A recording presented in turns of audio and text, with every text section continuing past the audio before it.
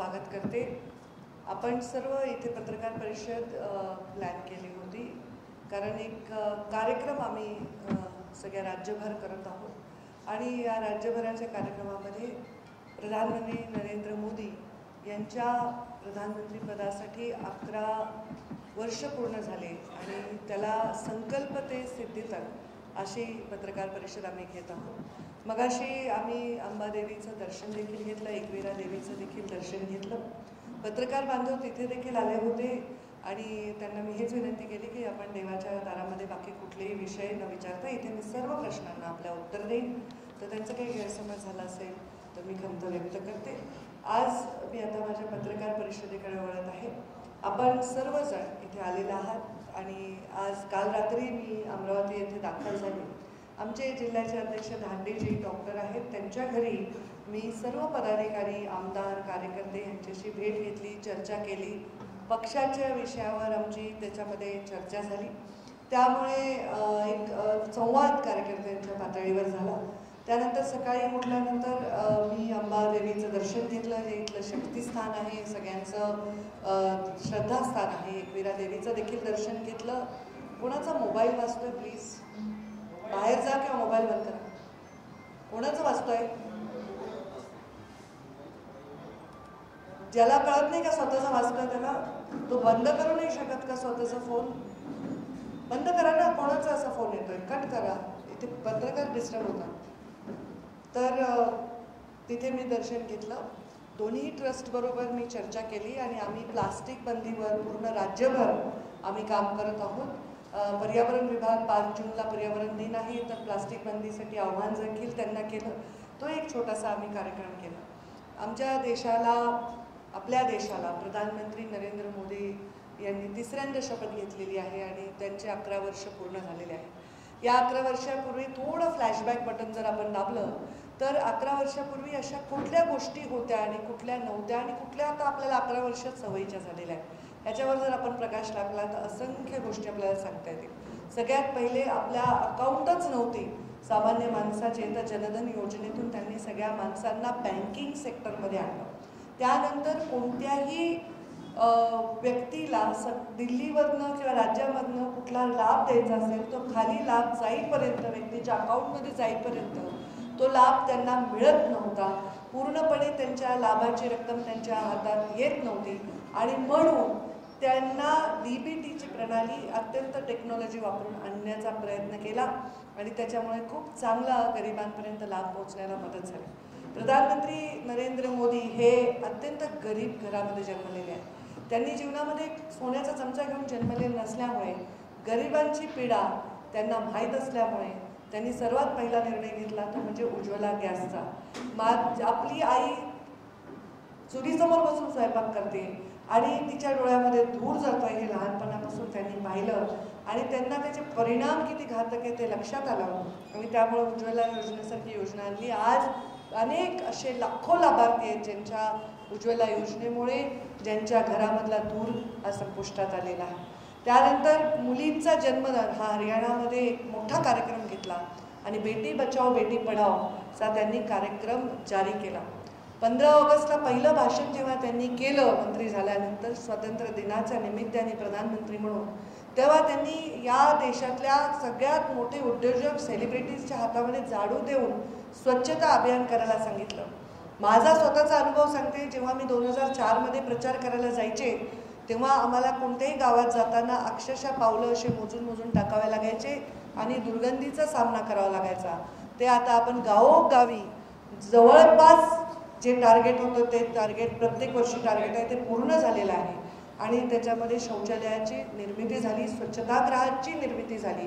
त्याच्यामुळे महिलांची विटंबना आणि आरोग्य हे जे धोक्यात येत होतं ते आरोग्य थांबवण्याची ती परिस्थिती बदलण्यासाठी आपल्याला यश आलं। या देशामध्ये आपण अनेक गरीब लोक ज्यांना काही रोग झाला आहे, ज्यांना काही अडचण आहे, ज्यांना काही आजार आहे, त्यांना इलाज घेण्यासाठी त्यांच्याकडे कुठलंही साधन नव्हतं।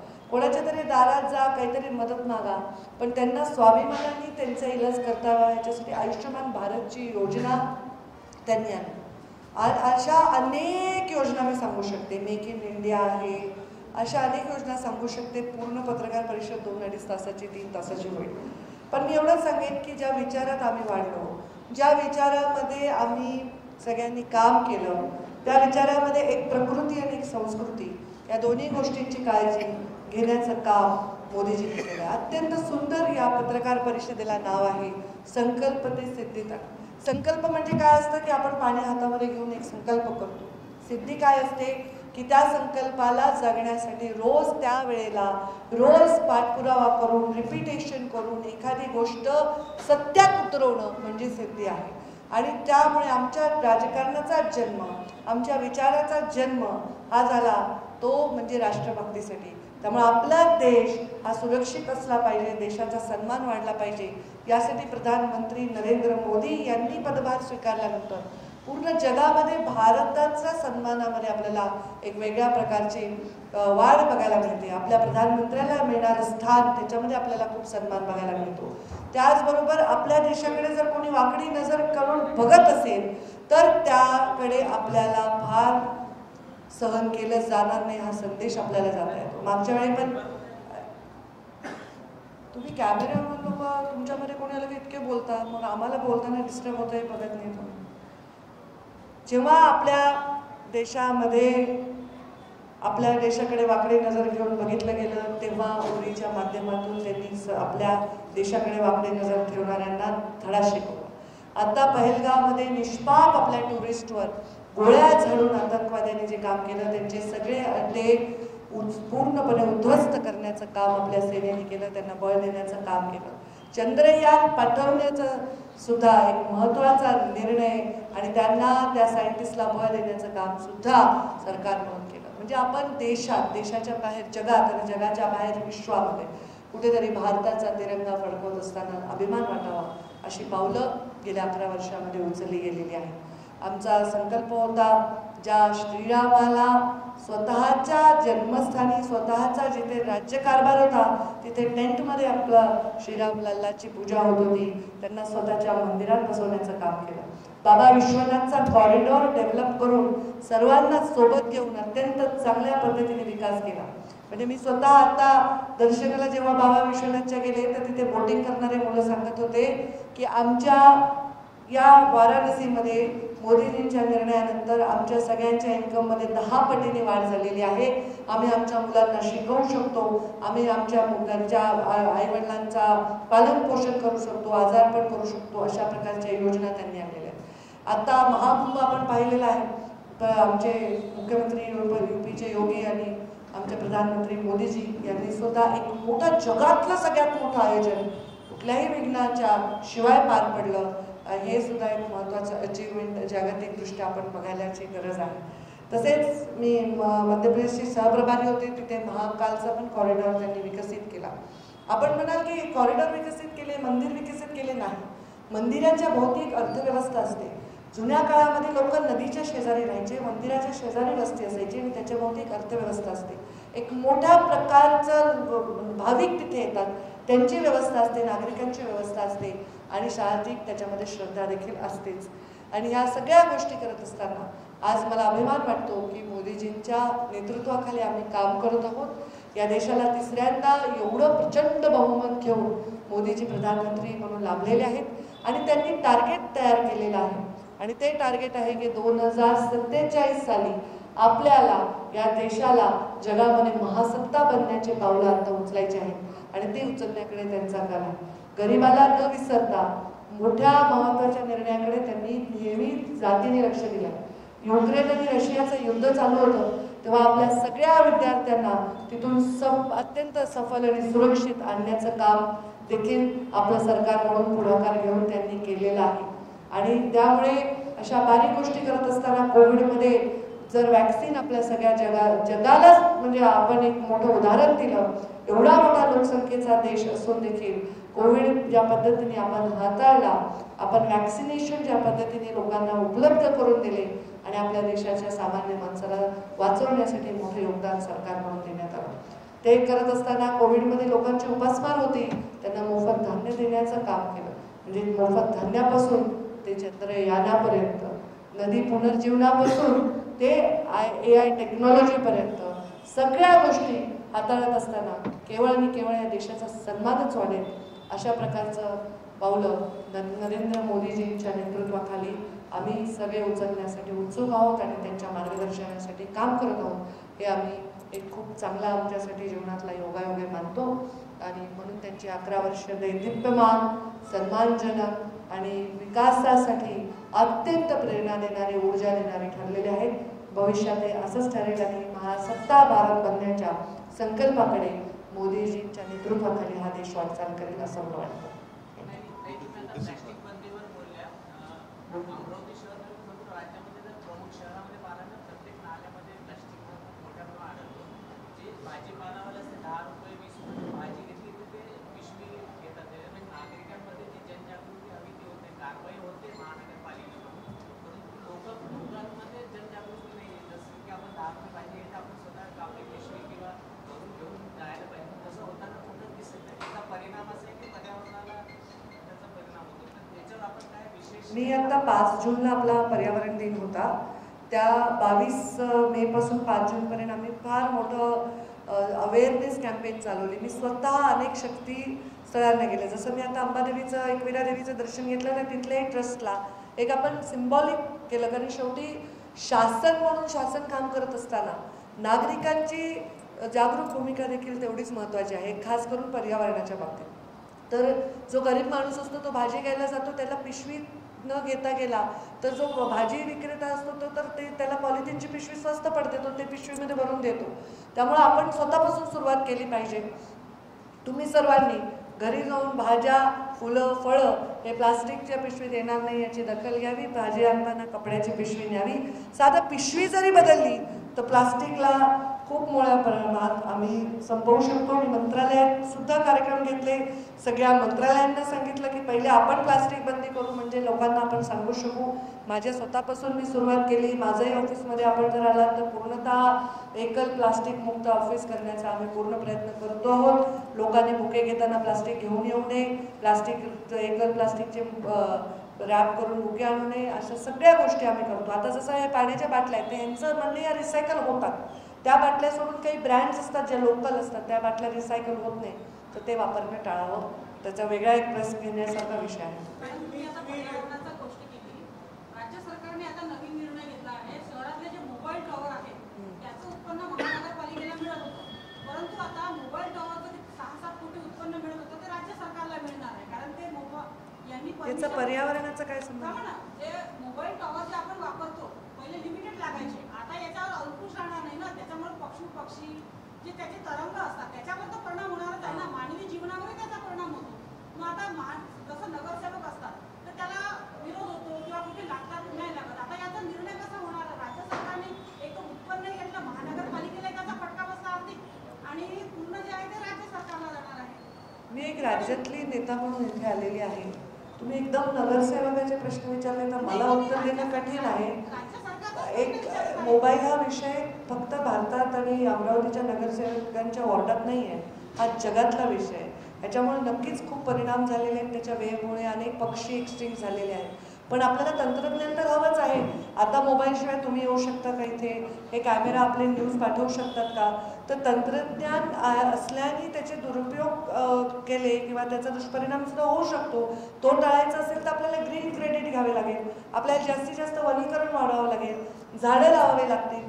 त्यामुळे ह्या गोष्टींमध्ये तंत्रज्ञानाला आपल्याला थांबवता येणार नाही, आपल्याला उद्योगही थांबवता येणार नाही, पण नियमावली कडक करून आपण प्रदूषण थांबवण्याचा प्रयत्न करू शकतो.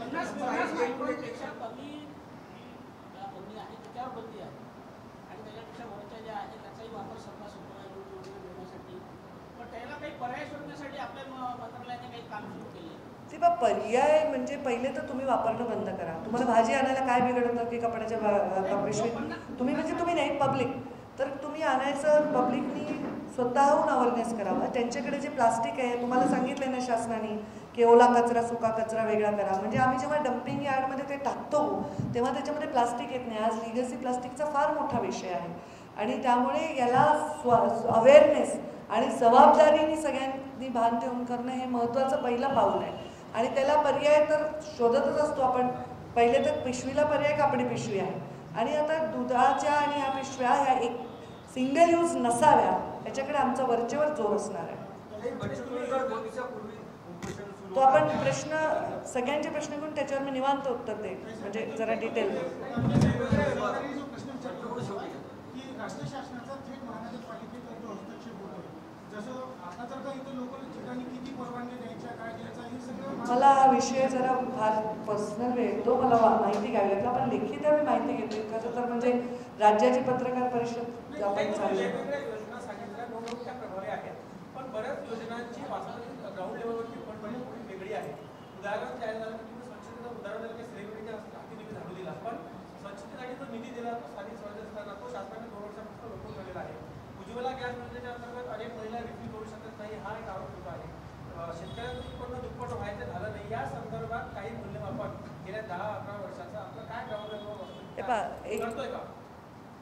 अमरावतीचे प्रश्न लांब असतात, उत्तर लांब तेवढं देता येत नाही कारण आपली प्रेस चालू आहे.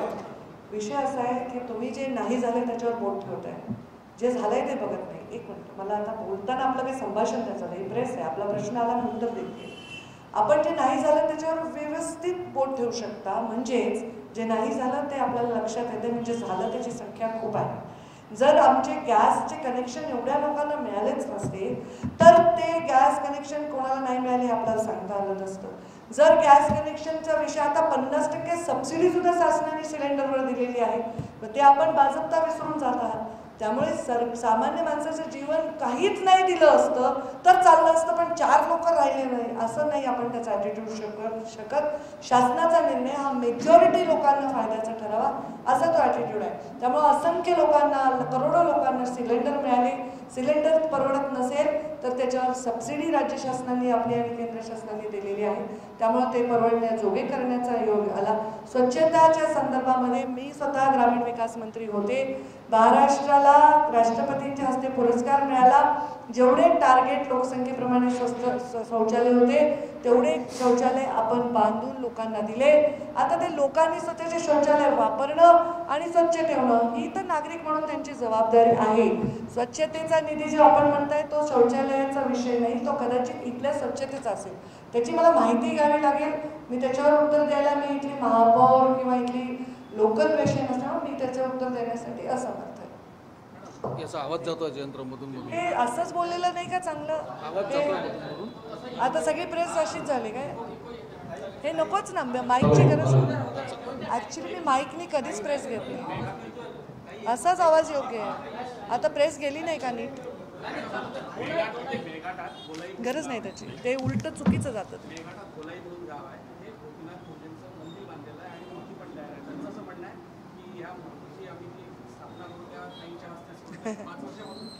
खरं सांगू, मुंडे साहेबांना जाऊन 11 वर्ष होत आले आणि असे अनेक ठिकाणचे मंदिरं म्हणतात ते त्यांचं स्मृतीस्थळं हे उद्घाटनाअभावी थांबलेत, कारण त्यांचं म्हणणं आहे की मीच यावं. आता एवढ्या ठिकाणी जाणं शक्य होत नाही. कधी कधी मी त्यांना विनंती करते तुम्ही करून घ्या, मी भेट देईन, पण लवकरच वेळ द्यायचा प्रयत्न करेन.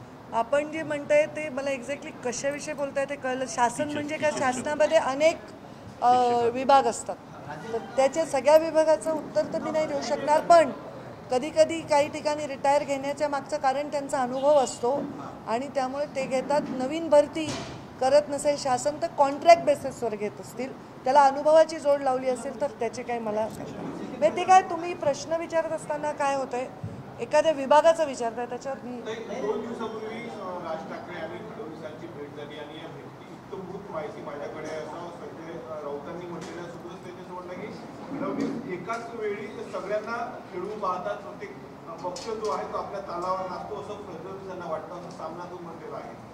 हे पण कोणी काय स्टेटमेंट दिलं याच्यावर मी स्टेटमेंट माझ्या राजकीय जीवनात कधीच देत नाही, त्यामुळे मी याच्यावर काही स्टेटमेंट देण्याचं मला आवश्यकता वाटत नाही. आता तुम्ही विचारा लास्ट क्वेश्चन.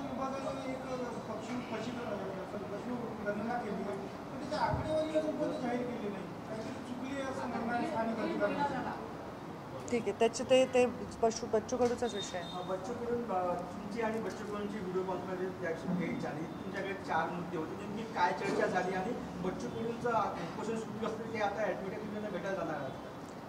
मी या जिल्ह्याचे पालकमंत्री, राज्याचे महसूल मंत्री आणि आमचे प्रदेशाचे अध्यक्ष, आमचे सिनियर नेते असणारे चंद्रशेखरजी बावनकुळे हे स्वतः त्यांना भेटायला गेले. त्यांनी त्यांना 1.5-2 तास तिथे वेळ दिला, चर्चा केली. त्यांच्या सूचनेनुसार आम्ही त्यांच्याशी व्हिडिओ कॉन्फरन्सवर बोलणं देखील केलं. त्यांनी 3-4 मुद्दे आम्हाला दिलेले आहेत.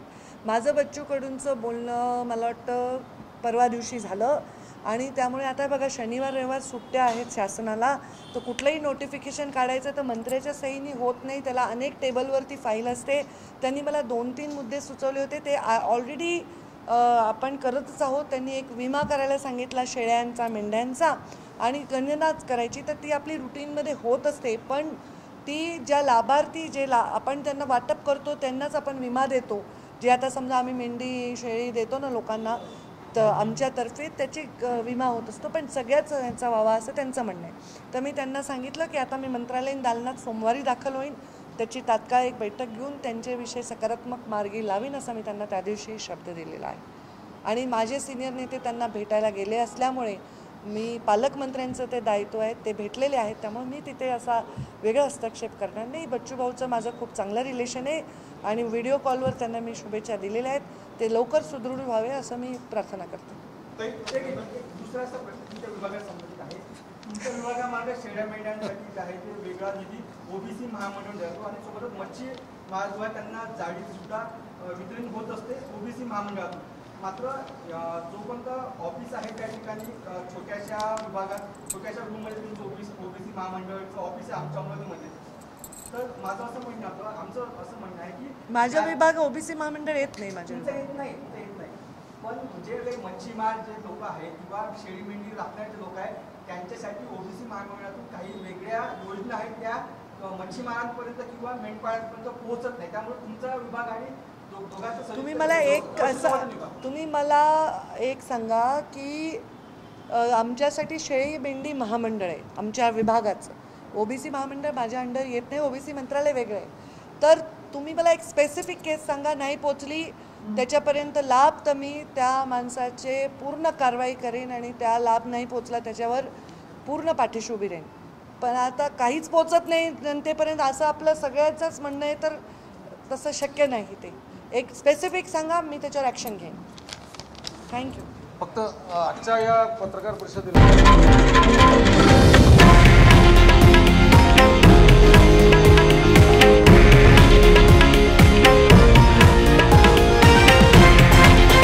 हे आहे देशातील नंबर 1 न्यूज नेटवर्क आणि आपण पाहत आहात TV9 मराठी, एकमेव.